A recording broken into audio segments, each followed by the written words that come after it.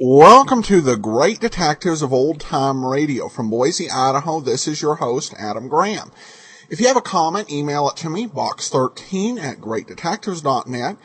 Give us a call, 208-991-4783, and become one of our friends on Facebook, facebook.com/Radio Detectives.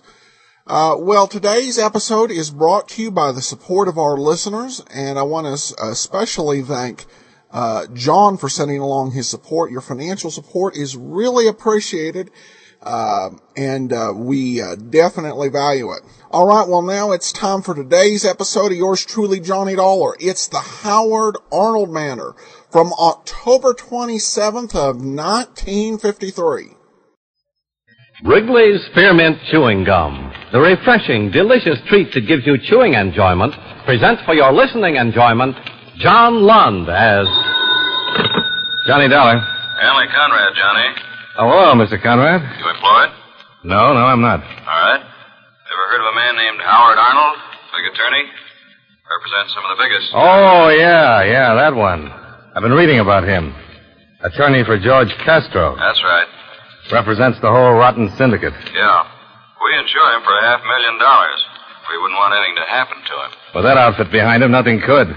Castro's got more guns than the Army and Navy. I've known Arnold for a long time. Went to law school with him. He called me up the other night. I met him in New York. He's worried. He didn't say it, but I think he's had that falling out with Castro. He wanted to know if I could give him some protection. Why doesn't he go to the police? That's what I asked him, but he said the police wouldn't lift a finger unless he helped expose Castro. What do you want me to do? See him, find out what's on his mind, and stick with him till he feels safe. Okay. Thanks, Johnny. He lives at 944 Sutton Place. I can leave in an hour.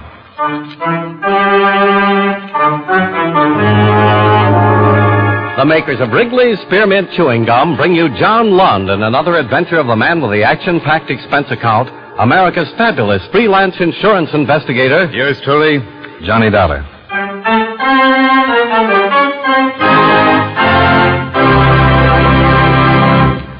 Friends, the makers of Wrigley's Spearmint Gum present these weekly adventures of Johnny Dollar because they know that millions of you enjoy Johnny Dollar.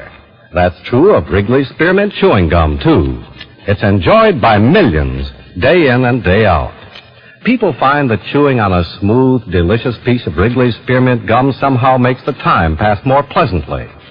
Whether you're working, driving, shopping, or just taking things easy, that good, tasty chewing gives you enjoyment and satisfaction. So always keep a package of Wrigley's Spearmint Chewing Gum handy. And whenever you want a refreshing, delicious treat, chew a stick. You'll like it. You really will.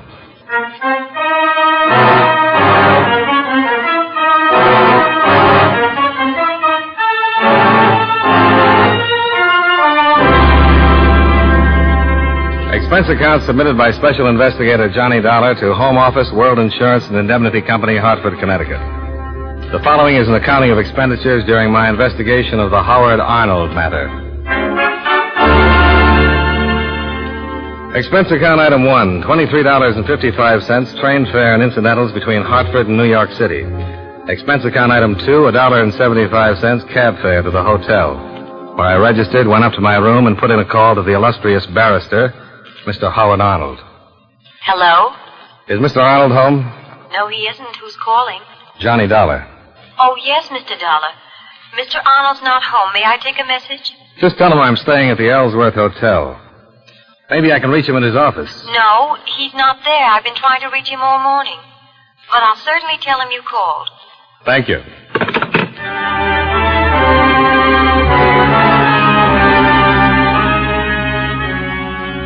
I unpacked my clothes, had some lunch, and waited around the hotel for the rest of the afternoon. I called Arnold's office twice, but his secretary said she hadn't seen Arnold for several days. Presumed he was out of town on business. I went down to the bar, had something cool, and returned to my room. Around 7 o'clock, there was a knock at my door.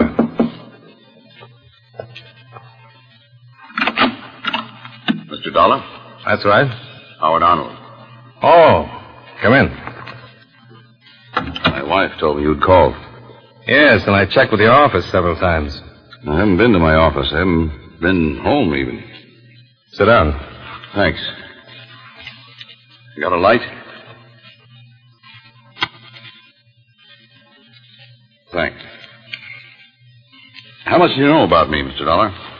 Only what I've read in the paper and what Hanley Conrad told me over the phone. Yeah, I went to law school with Henry. That's what he said. You know about George Castro? Just what I've read. He'd like to kill me. Why? Because I know too much and he's afraid I'll tell someone. I thought you were in pretty solid with Castro. Yeah, solid as anyone gets with him. Our relationship's been getting thinner and thinner for the last year. It finally stretched too tight and snapped. I called Hanley right after it happened. I knew Castro's next step would be to try to liquidate me. Well, I'm here to see that he doesn't. Yeah, Hanley mentioned you, said you were capable. But just to be with me in order to keep Castro's boys away isn't very practical. Well, I didn't think so either. If Castro wants you, it'd take a lot more than me to stop it. But if you think so, too, why didn't... I really want you to keep something for me. It's better insurance than 20 efficient bodyguards. I'd have given it to Hanley the other night, but I didn't have it then. That's why I asked him for someone like you, someone who's capable of holding on to something as hot as this is. Just what is it? There's enough in this envelope to send Castro and the rest of the outfit away for 100 years. Couldn't you just leave me a bundle of dynamite? As long as I have this evidence and Castro knows that if anything happened to me it'd get to the police, I'm safe. Castro knows you've got it? He sure does. I told him by phone a half hour ago. And all you want me to do is hang on to it? That's right. For how long? Until I make some arrangements. I'll let you know. Then what do you want me to do with it? You'll give it back to me. Wherever I am, you'll get it to me. Okay. All right, there you are. Now, if you don't mind, I'll use your phone. My wife's probably worried.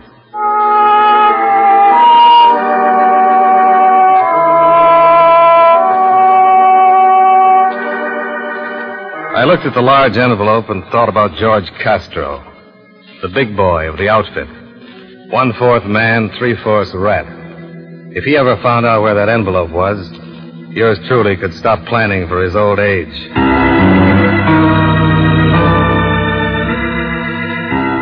I had dinner, sat in the bar listening to a thin blue piano player for about an hour, then went back up to my room, where I'd hidden the envelope in the dresser, taped to the bottom of the second drawer. Shut the door. What? Shut it. What goes on? Must be a good little boy. I'll get over there and sit down. Okay. Hey, I know you. Good. You're Marty Fleet, one of Castro's happy little triggermen. Hooray for you. Sit down. Now let's have it. Have what? Don't play games, huh? A little while ago you had a visitor. I did? Yeah, and he left something with you. Let's have it. Have what? You're going to make me go to all the trouble of tearing this joint apart. Not if it's going to make you grouchy. If I spend a lot of time looking for it, what are you going to be doing? You want me to help you? No, I do better by myself. You're going to tell me where it is? If I knew what you were talking about, I'd be... Okay, so I waste my time and tear the joint apart. Shall I, turn my back? No, you just take a nap.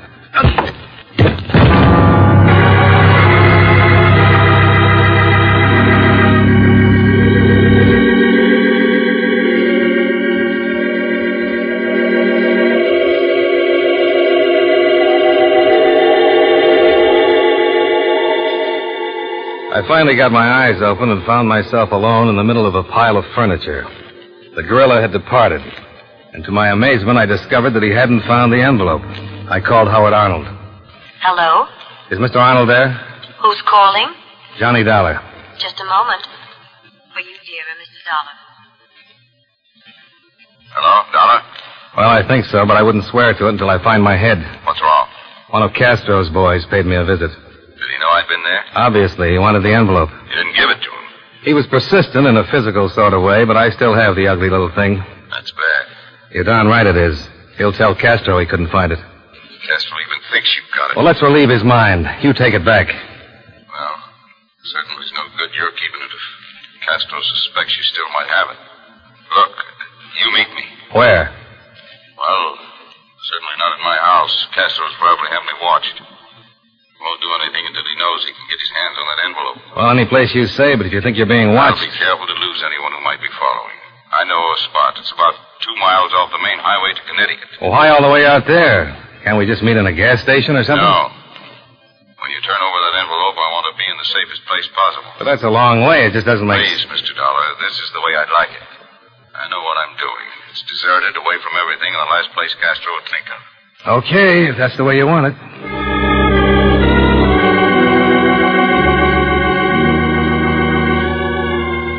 I rented a car and drove for a good 40 minutes till I spotted the turnoff. I swung right, hit a stretch of dirt road, drove 2 miles, and then my light picked up Arnold's car. I pulled up in front of him. Took your time. I've been waiting 20 minutes. I had to come a little farther than you did. Well, let's have the envelope. This place gives me the creeps. Yeah, sure. Here. Both of you hold it right there. What? Oh, no. Don't move a muscle. Dollar, do something. Who's got muscles? Hello, Fleet. Aren't you a long way from home? How's your head? Fleet, wait a minute. Oh, shut up. Hey, Castro's been worried about that envelope. Had it all the time, huh, Dollar? Cross my heart and hope to... No, I take that back. Can't we make a deal? No, not now. Please, Fleet, I'll give you 5,000. No. 10. Sorry. 15. You got 15,000? No, but he has. Yeah, 15. I'll make it 15. Can't see it. Then what do you want? First, I want to make Mr. Dollar sorry for lying the way he did. Look. Turn around. Now, wait a minute. I said turn around. Go on. The law knows about your Fleet. If they find me dead, it won't... You gonna turn around? Okay. Now what? I said I was gonna make you sorry for lying.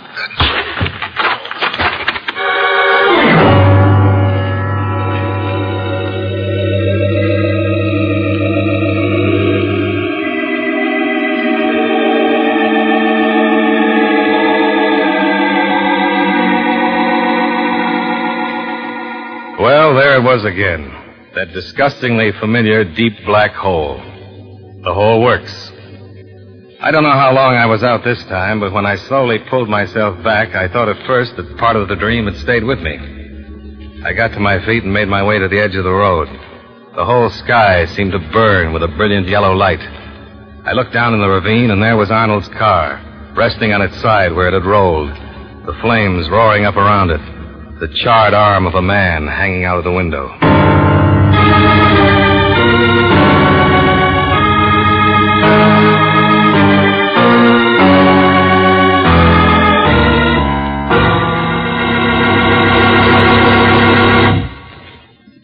Friends, this coming Friday or Saturday evening, you'll probably have a lot of youngsters ringing your doorbell and calling out tricks or treats. Well, here's a suggestion that'll make a real hit with those youngsters and give you a lot of Halloween fun, too. Make your treat Wrigley's Spearmint Chewing Gum. Kids love chewing gum, and they really appreciate it when you give them sticks or packages of Wrigley's Spearmint. It's a wholesome, healthful treat, too. And it's inexpensive. You can treat a whole army of little goblins and spooks without running up a big cost or going to a lot of trouble. So, when you go to the store, get some packages or a box of Wrigley's Spearmint Chewing Gum. You'll agree it's a perfect treat for Halloween.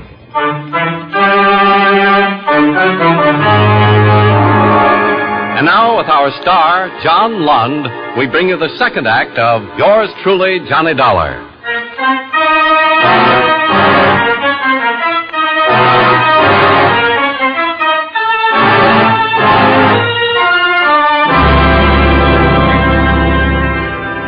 I made it back to the road and flagged a car that drove me to a phone. I called the police and the fire department.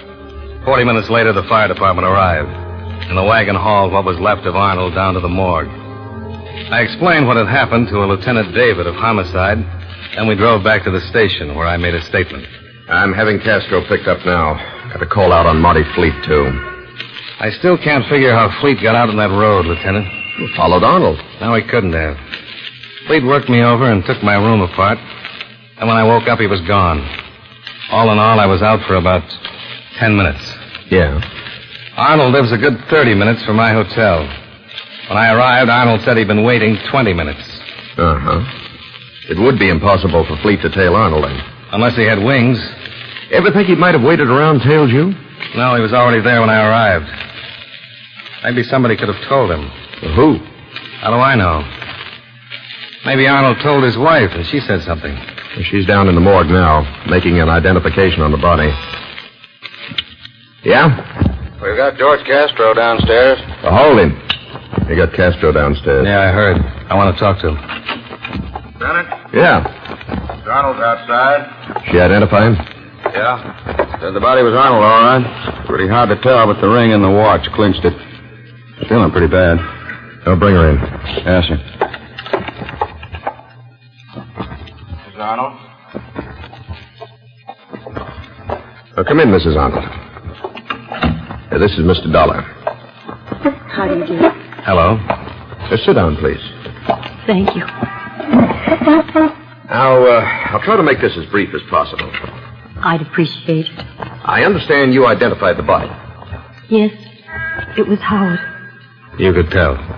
I'm certain. That was the watch and the ring. They belonged to Howard.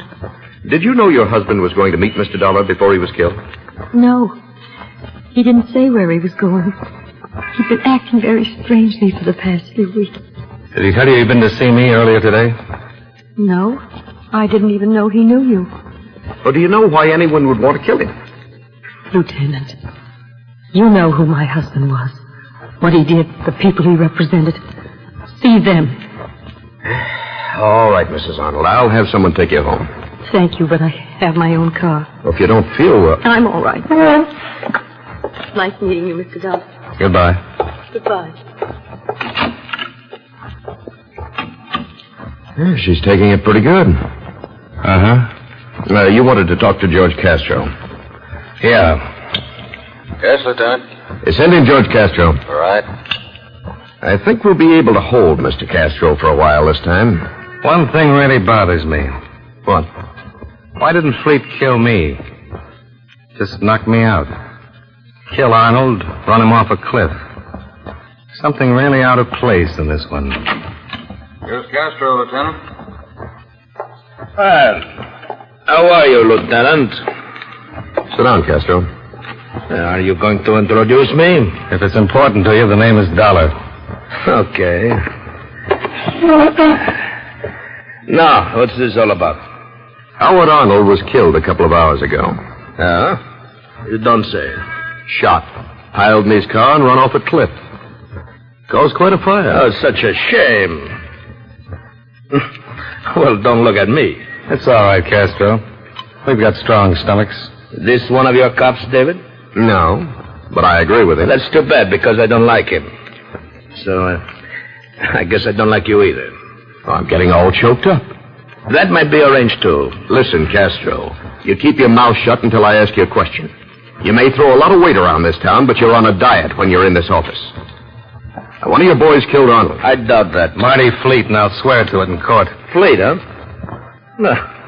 Who pushed your face around, funny man? Fleet, on your orders. I don't even know you. You sent Fleet to find something that Arnold had given to me. Something that could put you away for 100 years. Really? You want to know something? I don't think Arnold had anything like that. Fleet said you sent him. That's pretty weak, funny man. Let's see how weak it is when I testify. Look, boys, you're not playing with no punk kid. Now, you look. Your boy Fleet came into my office, drew a gun on me, worked me over because he said you sent him. Howard Arnold told me he was afraid you were going to have him killed. Tonight I met Arnold, and Fleet showed up with his gun again. He put me to sleep, and when I... Yeah, go on. What is it? Huh? I just thought of something. Castro, you say you had nothing to do with it. That's what I said. Then tell me where I can find Fleet. Oh, don't get me started laughing. I'm too tired. Okay, then hang. This guy's got a sense of humor, Lieutenant. You should have him on the force with the rest of your funny cops. I don't think it's so funny, Castro. He's just telling you the truth. I'm going to hold you this time. There's not going to be any writ. Huh? You making any book on that? I'm even giving odds. I got more than one lawyer. Yeah, and both of them have already seen Judge Phillips. You're not going to get a writ from anyone. The pressure's on. Fleet's your boy, and everybody knows it. The DA's got an election coming up, and the papers have been yelling for your scalp. Oh, stop it. Even if your lawyers show up with a writ, you're not going to be here. I'll move you to every jail in this district, and I'll keep moving you. I'm going to nail you to the wall until you're convicted. Go ahead. I had nothing to do with this. Then tell us where we can find Fleet. Yeah, go on, Castro. If you had nothing to do with it, tell us. Okay. Maybe you can find him over on 64th Street, huh? The Alton Arms. I'll check it. Can I go now? Not till I check it. While you're doing that, I want to go over and talk to Mrs. Arnold. What do you got? Just a hunch.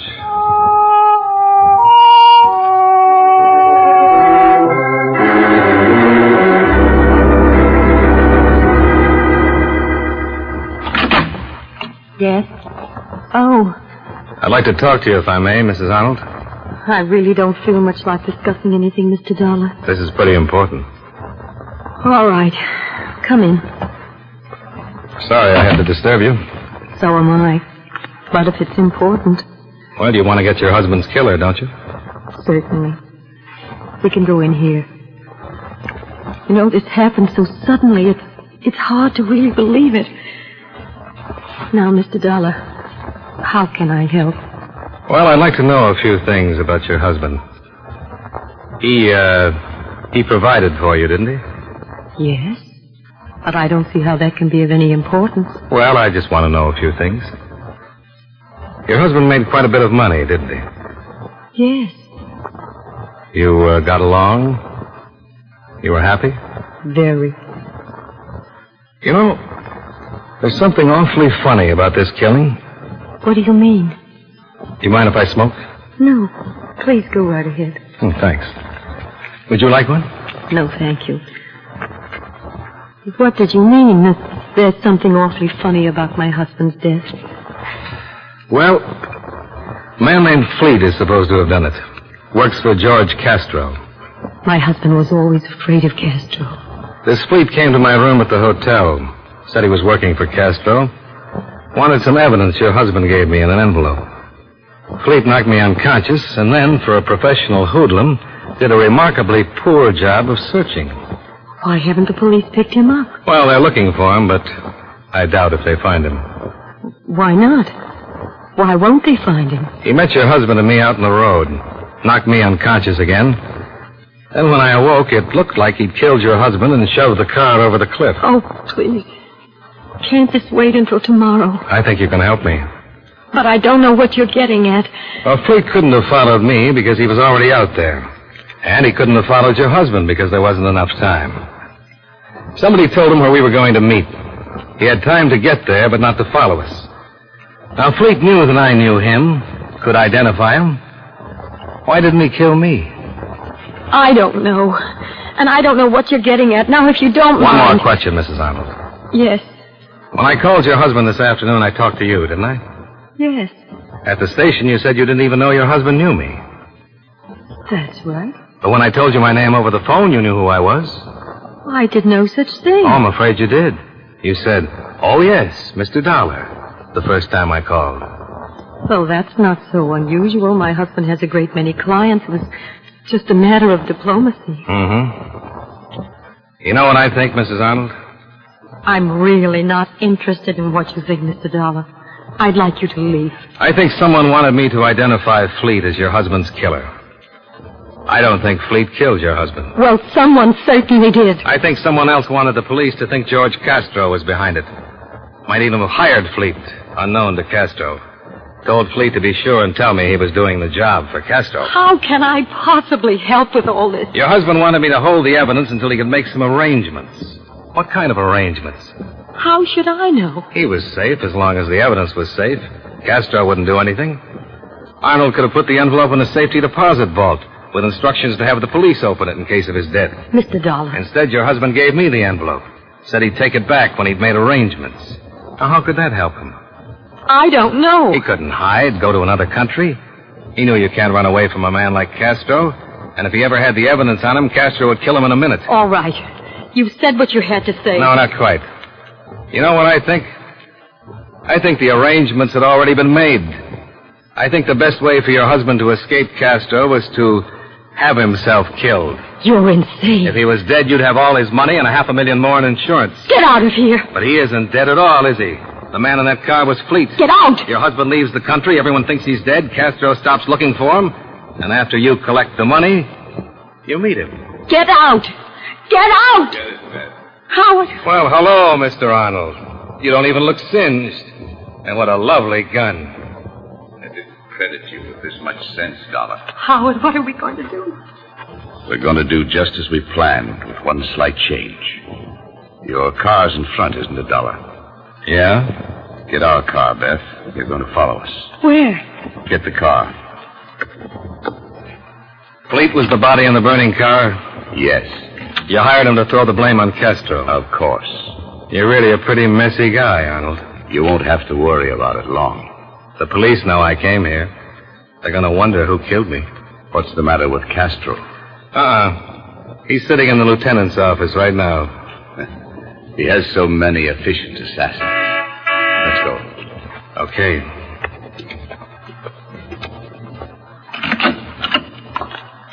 Howard. You just follow us. All right, Dollar. Over to your car. You drive. Howard. What? There's a car coming up the drive. Howard. Look at that nice squad car.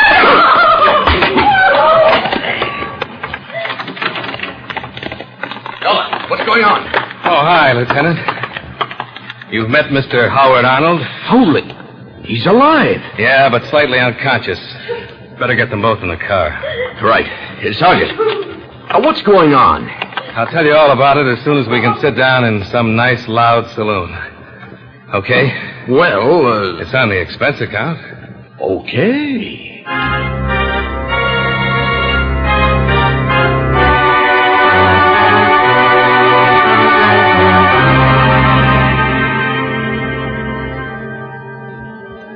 We picked up the not-so-honorable Mr. Howard Arnold and took him back to the station, along with his weeping wife. I filled in some of the details on the way, and later, after I changed my shirt, the lieutenant met me in the bar, and I explained the whole thing from start to finish.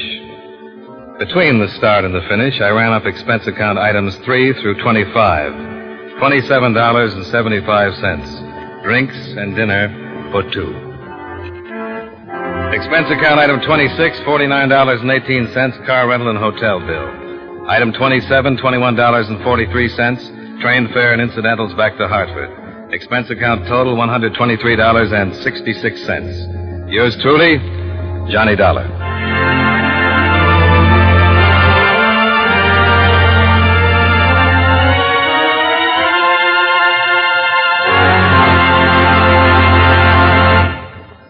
Remember, friends, Wrigley's Spearmint Chewing Gum is a refreshing, delicious treat you can enjoy just about any time. Chew a few sticks of Wrigley's Spearmint during the day and see how the good chewing helps keep you feeling fresh and alert. The lively, full-bodied flavor of Wrigley's Spearmint cools your mouth, freshens your taste, and sweetens your breath. The chewing itself gives you a nice little boost, helps you keep going at your best. Millions of people get real chewing enjoyment out of Wrigley's Spearmint Gum every day, and we know that you'll enjoy it, too. Get a few packages and always keep some handy. And remember, Halloween is coming, so be sure to have plenty of Wrigley's Spearmint Gum on hand for the youngsters who come calling for tricks or treats. That's Wrigley's Spearmint Chewing Gum. Healthful, refreshing, delicious.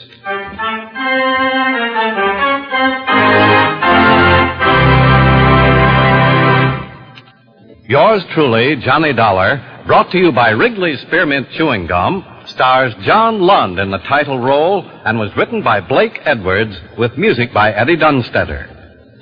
Featured in tonight's cast were David Young, Jeanette Nolan, John McIntyre, Hy Averback, Frank Nelson, and Bill Conrad.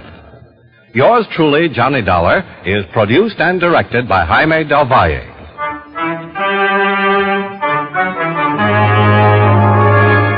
The makers of Wrigley's Spearmint Chewing Gum hope you enjoyed tonight's story of Johnny Dollar and that you're enjoying delicious Wrigley's Spearmint Gum every day. This is Charles Lyon, inviting you to join us again next week at this same time when from Hollywood, John Lund returns as... Yours truly, Johnny Dollar.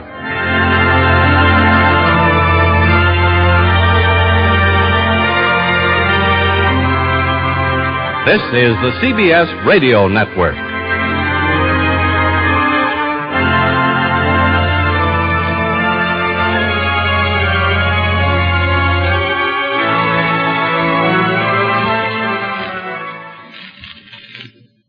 Welcome back. I've noticed an interesting recurring theme in recent episodes. At the beginning, people do tend to seem more and more to explicitly ask Johnny Dollar if he's available to take on an assignment. In some of the earlier episodes, the assignment, the question was barely asked or touched upon. I think that change of production, they kind of see the value in the idea that, well, in real life, you would ask,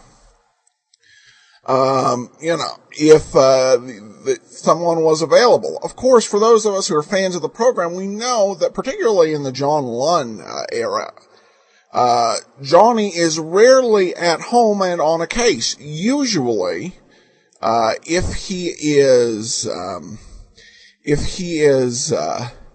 at home, he's available. The other thing I noted here, this one was another episode by Blake Edwards, and this had classic earmarks of being copied from a previous show. Probably Richard Diamond, I don't know the episode.